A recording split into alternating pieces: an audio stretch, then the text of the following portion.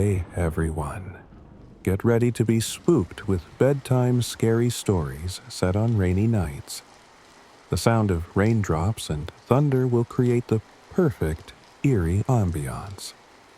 So, grab your blanket, get cozy, and close your eyes when you need to. Prepare for a night of goosebumps.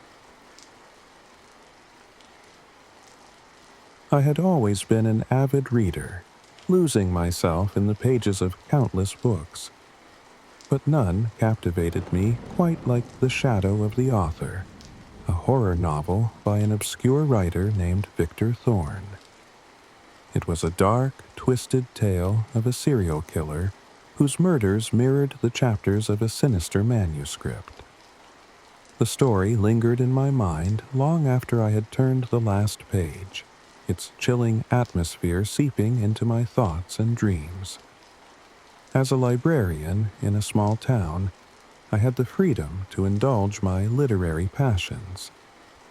My days were spent surrounded by books, and my nights were filled with the stories I loved. But Victor Thorne's novel was different. It felt personal, as if it was written just for me. My fascination with the book soon turned into an obsession. I found myself reading it over and over, studying the intricate details of each murder described within its pages. The killer in the story was methodical, precise, and terrifyingly intelligent.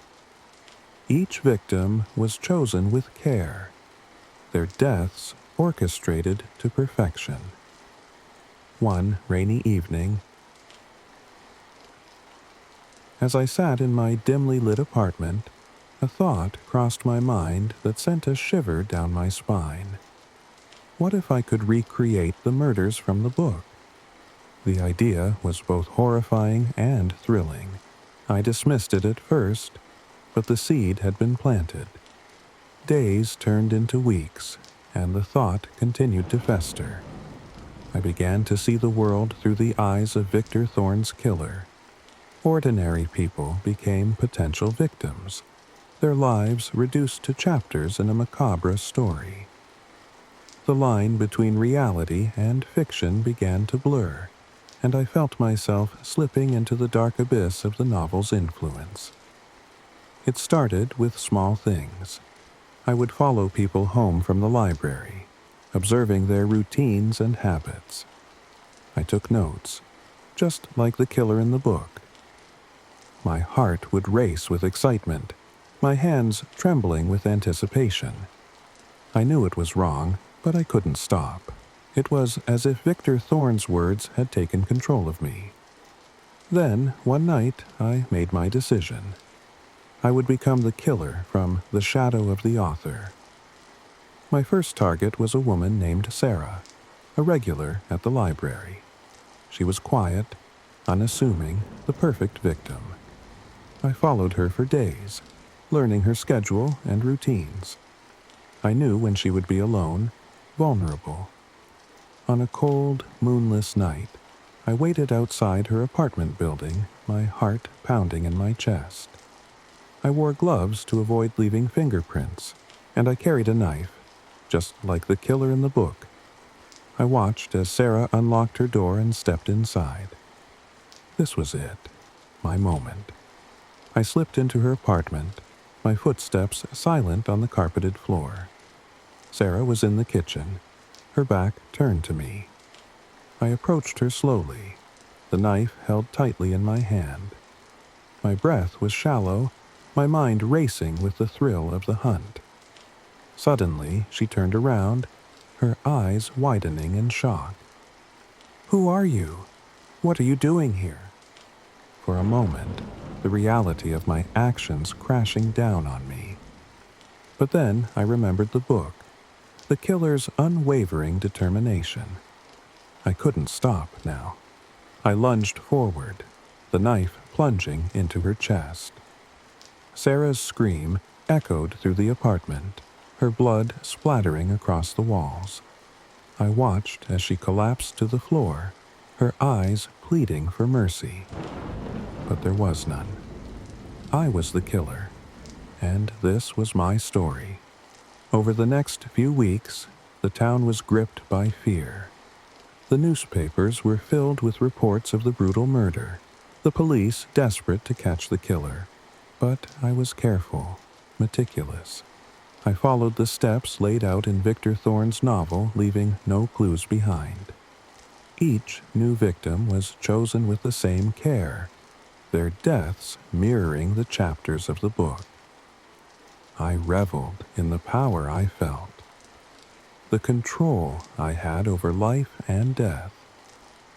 The novel had become my reality, its dark influence guiding my every move. But then, something changed. I began to notice things that hadn't been there before. Strange messages scrawled in the margins of my copy of The Shadow of the Author. Shadows moving in the corners of my vision. Whispers in the darkness, calling my name. One night, as I sat in my apartment, a sense of unease settled over me. The room felt colder, the shadows deeper. I picked up the book, my hands shaking. There, on the final page, was a new chapter, one that hadn't been there before. It described a killer, consumed by his obsession, being hunted by a force he couldn't understand. The final lines sent a chill down my spine. The killer realized too late that he was not the author of his own story, but a mere character in a tale of terror. And as the shadows closed in around him, he understood that his end had already been written. I heard a noise behind me and turned, my heart hammering in my chest. There, standing in the darkness, was a figure, tall, gaunt, with piercing blue eyes. Victor Thorne. "You've done well," he said, his voice smooth and cold. "But every story must have an end." I tried to move, to run, but I was paralyzed with fear. Thorne stepped closer, his eyes boring into mine. "You thought you were the killer, but you were always the prey." The shadows around him seemed to come alive, twisting and writhing. They reached out for me, cold and unyielding. I felt a scream rise in my throat, but it was swallowed by the darkness. As the shadows enveloped me, I understood the true horror of Victor Thorne's novel. It was not just a story, but a trap, a twisted game that had ensnared me. And now, as the final chapter closed, I realized that I was not the killer, but the victim, doomed to an end I had never seen coming. Get ready for the next story that will send chills down your spine. I had been on the road for hours, fatigue setting in as I searched for a place to rest for the night. The rain was pouring down in torrents, making visibility nearly impossible. That's when I saw the sign. The Lian Hotel. Vacancies. The hotel was nestled off a lonely stretch of highway, its neon sign flickering in the downpour. It had an old-world charm, reminiscent of the grand lodges from the early 20th century. Desperate for shelter, I pulled into the parking lot and dashed inside. The lobby was warm and inviting, a stark contrast to the storm raging outside. A fire crackled in a grand stone fireplace, casting flickering shadows across the room. The walls were adorned with vintage photographs and ornate mirrors, giving the place a sense of history and comfort. "Welcome to the Lian Hotel," a smooth voice greeted me. I turned to see the hotel owner standing behind the reception desk. He was tall and thin, with a sharp, almost gaunt face and piercing blue eyes. His smile was warm, but something about him felt off. "I'm Mr. Vesper. How can I assist you tonight?" I need a room for the night, I replied, trying to shake off the uneasy feeling. Of course, Mr. Vesper said, his smile widening. We have just the room for you. Please, follow me. He handed me a heavy brass key and led me up a grand staircase to the second floor. The corridors were lined with dark wood paneling, and the air was thick with the scent of old books and polished furniture. Here you are, Mr. Vesper said, stopping in front of a door at the end of the hall. Room 217. I trust you'll find it quite comfortable. I thanked him and stepped inside. The room was spacious and elegantly furnished, with a large four-poster bed, a writing desk, and a plush armchair by the window. The storm outside seemed distant now, the thick walls muffling the sound of the rain. Exhausted, I decided to skip dinner and go straight to bed. I locked the door, changed into my pajamas, and climbed under the heavy quilt. Sleep came quickly, but it was anything but restful. I was plagued by strange, disturbing dreams. I saw shadowy figures moving through the hotel, heard muffled screams, and felt an overwhelming sense of dread. I woke up several times, drenched in sweat, but each time I convinced myself it was just my imagination. When morning finally came, I felt more tired than when I had arrived. I decided to go downstairs and get some breakfast, hoping it would clear my head. The dining room was just as elegant as the rest of the hotel, with a long mahogany table set with fine china and silverware. Mr. Vesper was there, greeting guests as they entered. There were a few other people seated at the table, all of them looking strangely pale and gaunt. I took a seat and tried to make small talk, but the other guests barely acknowledged me, their eyes vacant and hollow. Mr. Vesper brought out a platter of food, but something about it looked off. The meat was an unusual color, and the smell was slightly nauseating. I took a bite, but the taste was metallic and wrong. I pushed the plate away, deciding I wasn't hungry after all. As I sipped my coffee, I noticed a strange marking on the wall near the fireplace. It looked like a tally mark, crudely scratched into the wood. Curious, I looked around the room and saw more of them, hidden in the shadows and corners. There were dozens of them, maybe more. A sense of unease settled over me. I decided to check out and leave as soon as possible. I went back to my room to pack my things, but when I tried to leave, the door wouldn't budge. I pulled and twisted the doorknob, but it was stuck fast.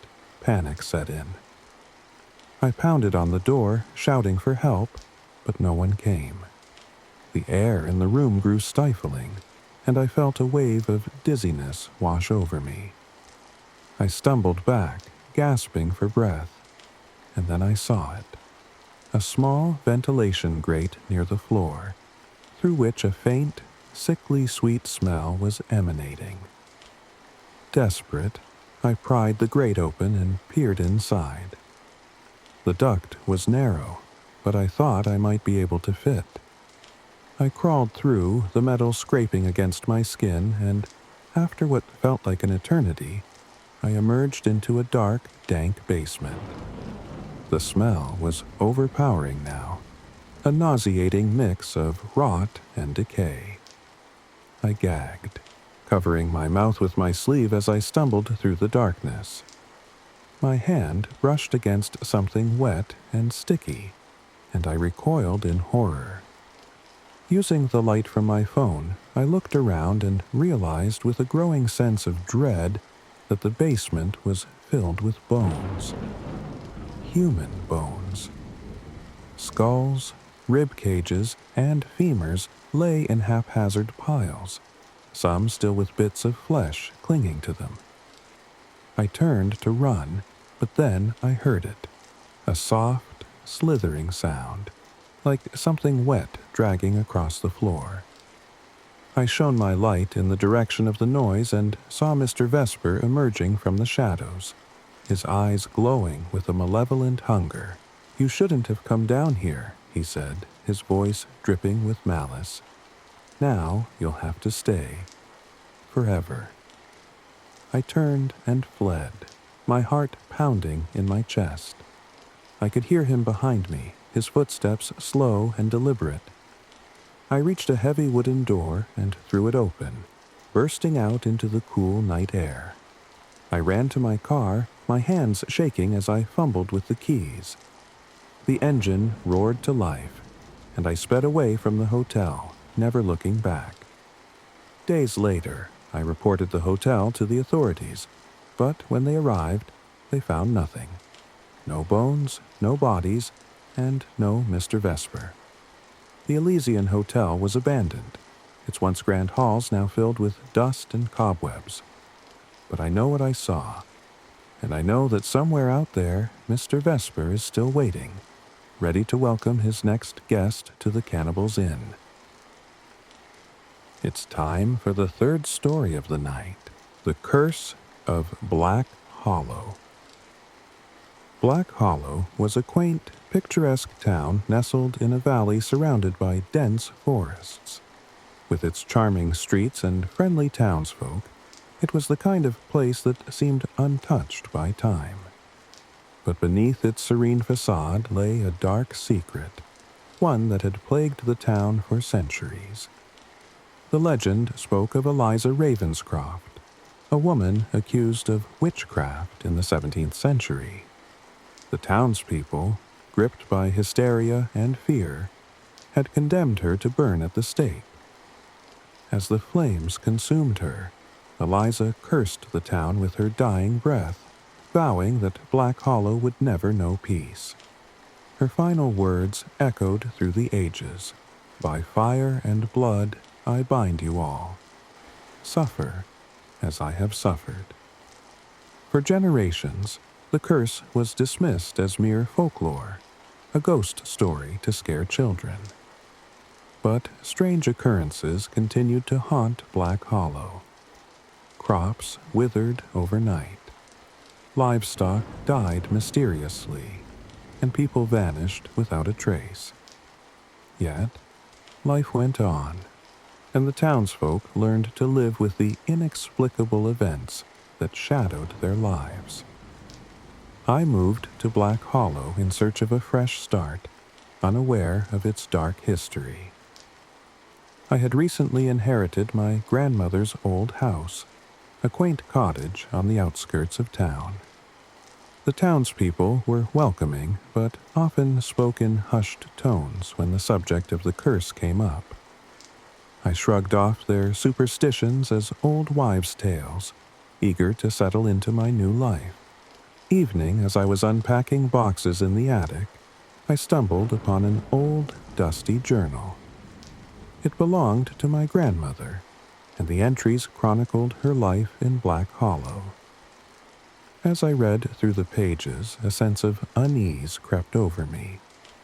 The final entry was dated just days before her death, and it described her growing fear of the curse. "The curse is real," she had written.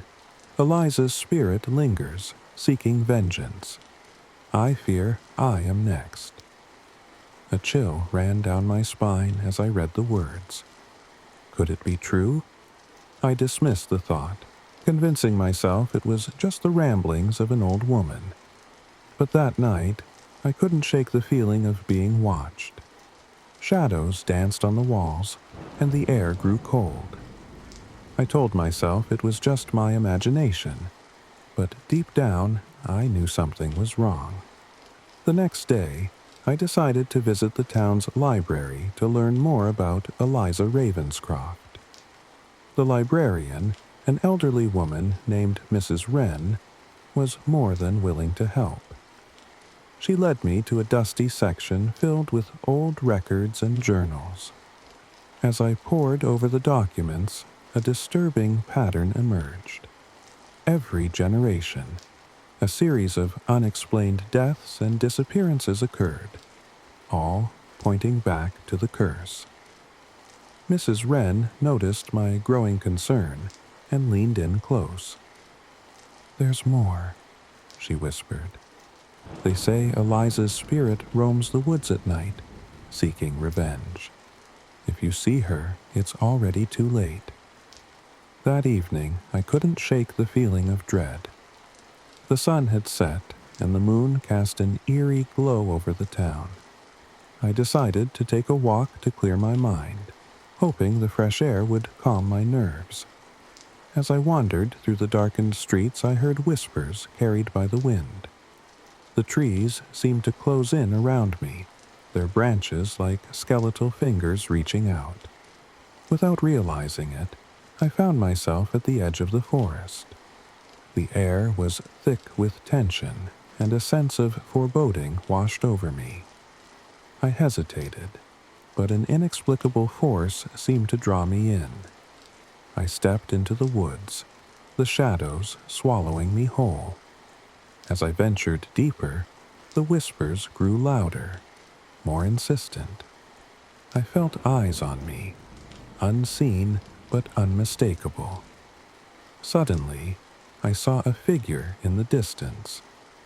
A woman in tattered clothes, her hair wild and matted, her eyes burning with a vengeful fire. Eliza Ravenscroft. She beckoned me forward, her voice like the rustle of dead leaves. "You cannot escape," she hissed. "The curse binds us all." Panic surged through me, and I turned to run, but the forest seemed to shift around me, disorienting me. No matter which direction I went, I found myself back at the same spot, facing Eliza.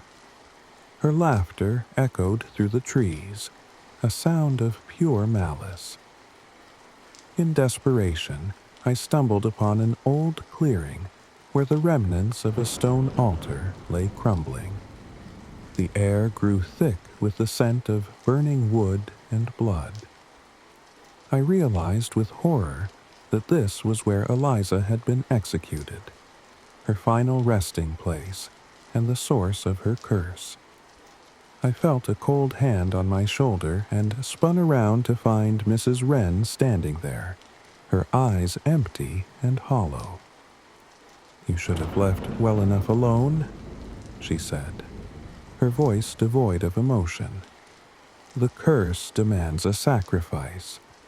Before I could react, the ground beneath me gave way, and I plunged into darkness. I landed in a chamber filled with the remains of those who had vanished over the years. The walls were etched with symbols, pulsating with a malevolent energy. Eliza's spirit materialized before me, her eyes filled with a hunger for vengeance. "You will join them," she said, her voice a chilling whisper. "By fire and blood, I bind you all." As her cold hands closed around my throat, I realized the true horror of the curse. It wasn't just about the deaths and disappearances. It was a never-ending cycle of torment and revenge. Eliza's spirit fed on the fear and suffering of the townspeople, growing stronger with each new victim. In my final moments, as darkness closed in, I understood that Black Hollow was doomed to an eternity of terror. The curse would never be broken, and Eliza's wrath would continue to haunt the town for generations to come. And in the silence of the cursed forest, my screams joined the chorus of the damned. Now, let's dive into the fourth creepy story. Agnes Halloway had lived in her old Victorian house for as long as she could remember. The house, nestled in a quaint countryside village, was a family heirloom passed down through generations. Agnes, now in her late 70s, was a solitary woman who spent her days tending to her garden and reminiscing about her youth. One crisp autumn morning, As she was digging in her backyard to plant a new rose bush, her shovel struck something hard. Curious, she cleared away the dirt, revealing the top of an iron chest. The chest was rusted and ancient, with intricate carvings on its surface that had long faded with time. Her heart raced with excitement and trepidation as she pried the lid open. Inside, she found a pile of old, yellowed photographs. As she sifted through them, a chill ran down her spine. The photographs depicted her ancestors, but there was something terribly wrong with each image. Every person in the photographs was missing their left eye. Agnes's hands trembled as she examined the pictures, a sense of dread washing over her. She recognized some of the faces from family portraits that adorned her home's walls, but these images were far more disturbing. Determined to uncover the mystery, Agnes took the photographs inside and spread them out on her dining table. She noticed that the pictures spanned several generations, with the oldest dating back to the early 1800s. Each photograph was marked with the same eerie detail. The left eye was either scratched out or missing entirely. As night fell, Agnes found it increasingly difficult to concentrate. She felt a strange, oppressive presence in the house, and the air seemed to grow colder. She decided to call her granddaughter, Emily, who was a historian with a passion for family genealogy. "Emily, dear," Agnes said over the phone, her voice trembling. "I need you to come over. I found something unsettling in the backyard." Emily arrived the next morning, and Agnes showed her the photographs. Emily's face paled as she examined the pictures. "These are our ancestors," Emily said, her voice filled with concern. "But why are their left eyes missing?" Agnes explained how she had found the iron chest and the photographs. Emily, intrigued and worried, decided to stay with her grandmother and investigate further. That night, as they pored over the photographs, a loud bang echoed through the house. The lights flickered, and the temperature dropped suddenly. They heard faint whispers, unintelligible, but filled with malice. Agnes and Emily clung to each other, fear gripping their hearts. Determined to uncover the truth, Emily delved into the family history. She discovered an old journal hidden in the attic, belonging to Agnes's great-great-grandfather, Thomas Halloway. The journal detailed a dark secret. Thomas had been a practitioner of dark magic, and he had made a pact with a malevolent spirit to gain wealth and power. In return, the spirit demanded a gruesome tribute: the left eye of each firstborn child in the Halloway family. The curse had plagued the family for generations, and Thomas's descendants had tried to hide the dark legacy, but the photographs were a grim reminder of the pact. Agnes and Emily realized that the spirit was still bound to the family, and it was growing stronger. That night, as they slept, the whispers grew louder. Agnes woke to find herself unable to move, paralyzed by an unseen force. She felt a cold, bony hand brush against her face, and the whispers grew into a chilling chant. Emily, sleeping in the next room, was also awakened by the sinister presence. She rushed to her grandmother's room and saw a shadowy figure looming over Agnes. "Leave her alone!" Emily screamed, but the figure turned its hollow gaze towards her. And she felt a wave of dread wash over her. In a desperate attempt to break the curse, Emily remembered an old exorcism ritual she had read about. She grabbed a Bible and a candle reciting the verses with trembling hands. The figure recoiled, its form flickering like a dying flame. The whispers grew into a deafening roar as the spirit fought to maintain its hold. Agnes, now able to move, joined her granddaughter in the ritual. Together they chanted the verses, their voices growing stronger with each word. The shadowy figure writhed and twisted, its form distorting in agony. With a final, piercing scream, the spirit was banished, leaving the room in eerie silence. Exhausted but relieved, Agnes and Emily collapsed onto the bed. The house felt lighter, the oppressive presence gone. They knew the curse had been broken, but the scars of their ancestors' dark legacy would remain forever. The next day, they buried the iron chest deep in the ground, hoping to lay the past to rest. As they covered the chest with soil, Agnes placed a single rose on the spot, a symbol of their triumph over the darkness that had haunted their family for generations. Agnes and Emily returned to the house, their bond stronger than ever.